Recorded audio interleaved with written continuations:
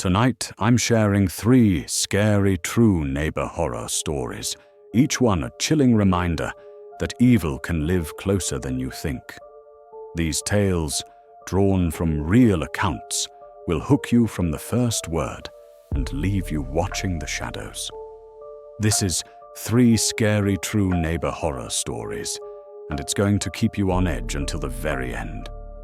The first story takes us to a quiet suburb in Boise, Idaho, in 2017. Emily Carter, a 29-year-old graphic designer, had just moved into a cozy duplex with her cat, Muffin. The neighborhood was idyllic, manicured lawns, kids on bikes, the kind of place you'd feel safe leaving your door unlocked. Her neighbor, a middle-aged man named Gary, lived in the other half of the duplex. Gary seemed friendly at first, a bit shy, with a habit of tinkering in his garage late at night. He'd wave when Emily pulled into the driveway, offering small talk about the weather or her garden. But something about him felt off. His smile never reached his eyes, and he'd linger a little too long, watching her unload groceries. Emily brushed it aside, chalking it up to her city girl paranoia. A few weeks in, strange things started happening.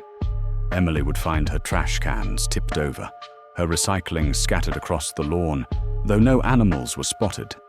At night, she'd hear faint tapping on the shared wall, rhythmic, like someone knocking softly. She'd knock back, thinking it was a pipe, but the tapping would stop, only to resume an hour later. One morning, she found a single rose, wilted and brown, tucked into her mailbox. No note, no explanation. Muffin began acting strange, hissing at the front door, her fur bristling. Emily mentioned it to Gary in passing, hoping he'd seen something. He just stared, his face blank, before muttering, "You should be careful at night." The incidents escalated. Emily woke to scratching sounds outside her bedroom window, like nails dragging across the glass. She peered through the blinds, heart pounding, but saw nothing, just the dark, empty yard. The next day, she found deep gouges in the window frame, too high for a raccoon. She installed a cheap security camera, the kind you link to your phone, and checked it daily.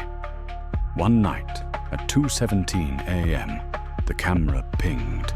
The footage showed Gary standing in her backyard, motionless, staring at her window. He held something, a knife glinting in the moonlight, before turning and walking back to his side of the duplex. Emily's blood ran cold. She called the police, her voice shaking, and showed them the video. Officers confronted Gary, who claimed he was checking for prowlers. They searched his home and found a notebook filled with Emily's schedule. When she left for work, when she walked Muffin, even what she wore. Tucked inside were photos, grainy shots of Emily through her windows, taken at night. Gary was arrested for stalking, but the case unraveled when he pleaded mental illness, released on probation. Emily moved out the next week, unable to sleep in a house where his eyes had followed her. She later learned Gary had a history. Other women in the neighborhood had complained of similar behavior, but no one acted until her video. Emily still checks her locks, haunted by the thought of Gary's knife glinting just beyond her window. The second story brings us to Manchester, England, in 2019, where a young couple, Tom and Sophie Reynolds, rented a terraced house in a working-class neighborhood. The street was cramped, the houses sharing thin walls, but the rent was cheap, and they were saving for a wedding. Their neighbor, Mrs. Evelyn Harris, was an elderly widow who kept to herself, her curtains always drawn. Sophie, a nurse, tried to be friendly, leaving baked goods at Evelyn's door. But the old woman never answered, just peered through a crack in her blinds. Tom thought she was harmless, maybe lonely, but Sophie felt uneasy. Evelyn's stare was cold, almost predatory. Soon the couple noticed odd smells, rotting meat, chemical-like, seeping through the walls from Evelyn's house. They'd hear muttering, low and constant, late at night, as if Evelyn were talking to someone. Sophie, working night shifts, would come home to find her front door slightly ajar, though she swore she'd locked it. Tom found scratches on their back gate, deep and uneven, like claw marks. One evening, they spotted Evelyn in her backyard, digging furiously in the dark, her hands caked with dirt. She froze when she saw them, then scurried inside, slamming her door. Sophie joked about buried treasure, but her laugh was hollow. The breaking point came one stormy night. Tom was away, and Sophie was alone, reading in bed. At midnight, she heard a creak downstairs, then footsteps, slow and deliberate. Her heart raced. She grabbed her phone and dialed 999, whispering to the operator. The footsteps stopped outside her bedroom door, and a voice, raspy and female, hissed, "You don't belong here!" Sophie screamed, barricading the door with a chair. Police arrived 10 minutes later, finding the front door wide open, muddy footprints leading upstairs. Evelyn's house was dark, her car gone. A search revealed a hidden room in her basement, filled with jars of strange liquids, bones, and photos of Sophie pinned to a wall, her eyes scratched out. Evelyn was arrested days later, caught fleeing to Wales. She confessed to protecting her home, claiming the Reynolds were intruders sent to steal her secrets. The jars held animal remains, used in rituals she believed kept her husband's spirit alive. Neighbors revealed Evelyn had been suspected in a 1990s disappearance, a tenant next door who vanished, leaving clothes behind. Evelyn was institutionalized, her house demolished. Sophie and Tom moved, but Sophie still wakes to footsteps in her dreams, the hiss of Evelyn's voice echoing in the dark. Our final story takes us to Austin, Texas, in 2021, where single mom Carla Ortiz and her 8-year-old son, Mateo, lived in a modest apartment complex. Their downstairs neighbor, a man in his 30s named Derek, was quiet, almost invisible, always wearing sunglasses, even at night. Carla, a teacher, nodded politely when they passed, but Mateo was scared of him, saying Derek smelled like metal.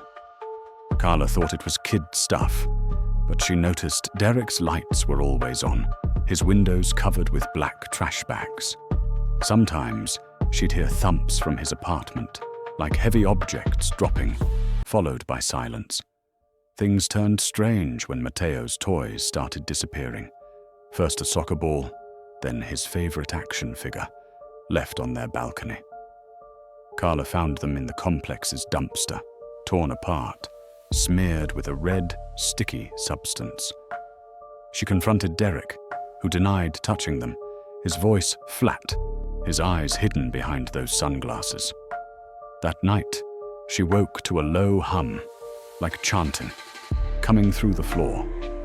Mateo was crying, saying he saw a man in his room, pointing at the vent. Carla checked, finding the vent cover loose, a faint metallic smell wafting out. She taped it shut, her hands shaking, and called maintenance. The next day, a maintenance worker, Juan, inspected the vents and found a small camera, its lens pointed into Mateo's room. Police were called, and a search of Derek's apartment uncovered a nightmare. Walls lined with monitors, each showing live feeds from cameras hidden in neighbors' homes. Derek had drilled into vents and ceilings, recording families for months.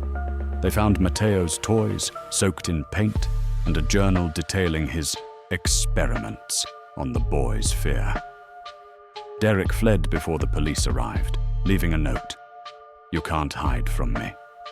He was caught a week later, hiding in a motel, charged with stalking and invasion of privacy. Carla moved, but Mateo still sleeps with the lights on, terrified of vents, of Derek's eyes behind those sunglasses. These are 3 scary true neighbor horror stories, proof that the scariest monsters aren't under the bed. They're next door, watching, waiting, I've read the police reports, the news articles, the Reddit posts from victims like Emily, Sophie, and Carla. They're real, their fear etched into every word. On the Nightmare Archive, we chase the truth, no matter how horrifying. So who's your neighbor? What's behind their smile? Check your locks, because this nightmare is real, and it's closer than you think.